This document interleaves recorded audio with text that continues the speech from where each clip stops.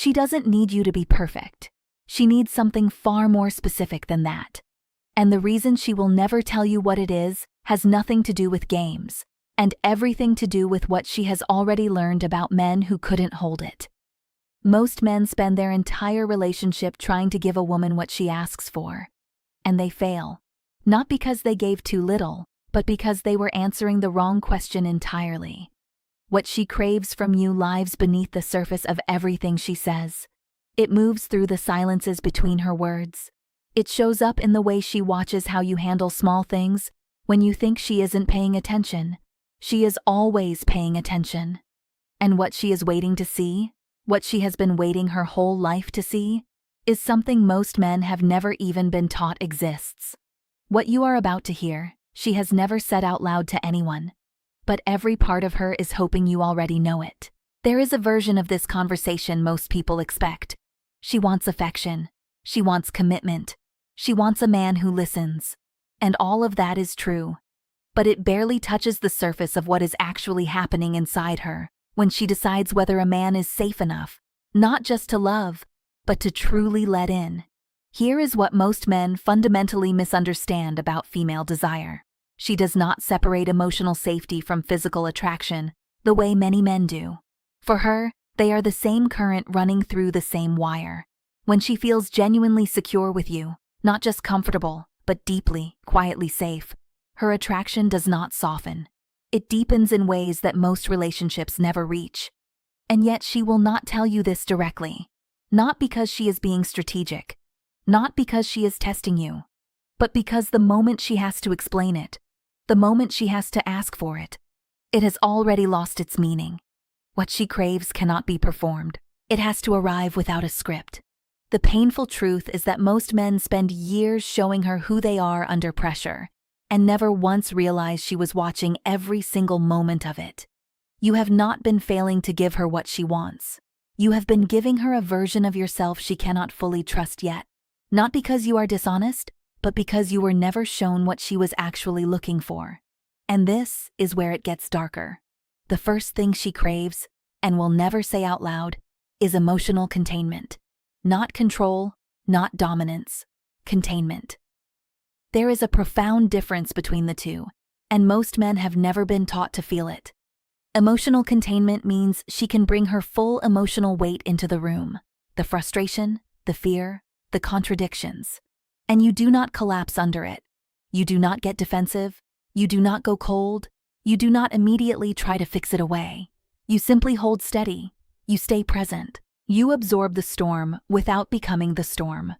When a man can do this, truly do this, not as a technique, but as a genuine capacity, something shifts in a woman that she cannot easily put into words.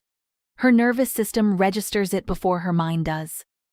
She doesn't think he's emotionally mature. She feels I am safe here. And that feeling is the foundation of everything she will ever allow herself to feel for you. The second thing she craves is presence that isn't performed. There is a kind of attention that men offer because they think it's what she wants. Eye contact on cue, questions that sound thoughtful, gestures that check the right boxes. She can feel every single one of them. Not because she is suspicious, but because oxytocin, the neurochemical that builds attachment and trust, is triggered not by actions alone, but by the quality of attention behind them. She is wired to detect authenticity. It is not something she consciously chooses to do. Her psychology does it automatically. So when you are physically present but emotionally somewhere else, when your body is in the room but your focus is orbiting elsewhere, she doesn't just notice it. She internalizes it as distance, as quiet evidence that she is not quite enough to hold your full attention. And she stores that, silently, over time. The third thing she craves is the experience of being known without having to explain herself. She has spent years translating herself for people who only heard part of the message. She has learned to compress her inner world into versions that are easier to receive. And somewhere beneath all of that compression is a longing, quiet, persistent, and rarely spoken, to be with someone who reads the parts of her she never says aloud. Not in a way that feels intrusive, in a way that feels like recognition, like finally being seen clearly, in the right kind of light. And here is what nobody talks about. When a man shows her that kind of attention, when he notices the shift in her energy before she announces it, when he remembers the detail she mentioned once in a passing sentence, when he creates space for her to be something more than her most composed self, he does not just earn her gratitude. He earns her trust at a level very few men ever reach. That trust is not easily broken once it is built, but it cannot be faked. She will always know the difference between a man who genuinely sees her and a man performing the act of seeing her.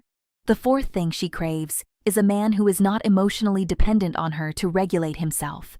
Many men, without realizing it, place the weight of their own emotional stability onto the woman they are with. When she is warm, they feel confident. When she pulls back slightly, even for reasons that have nothing to do with him, they become anxious, withdrawn, or quietly demanding. She feels the weight of that dynamic as pressure, even when it arrives wrapped in love. What she craves is not a man who doesn't have emotions. She craves a man whose inner world does not need her to hold it together. Because there is a version of emotional vulnerability that feels like intimacy, and there is a version that feels like burden. She can feel the difference without being able to name it. And the man who has built enough internal steadiness to stay open without becoming dependent becomes someone she wants to move toward rather than away from. The fifth thing she craves is desire without desperation. She wants to be wanted, deeply, visibly, unmistakably wanted, but not in a way that makes her feel responsible for the state of your world. There is a version of desire that makes a woman feel chosen, and it is one of the most powerful emotional experiences a relationship can hold. But the moment that desire tips into anxiety, into clinging, into an urgency she has to manage, it begins to erode what it once built. Avoidant patterns often begin here, not because she stopped wanting the closeness, but because the emotional cost of staying close became too high. Here is the uncomfortable question you need to sit with right now. How many of these things have you been waiting for her to ask for before you started giving them? Because that is the answer most men never look at honestly. She has not been withholding what she wants out of pride or strategy or emotional unavailability.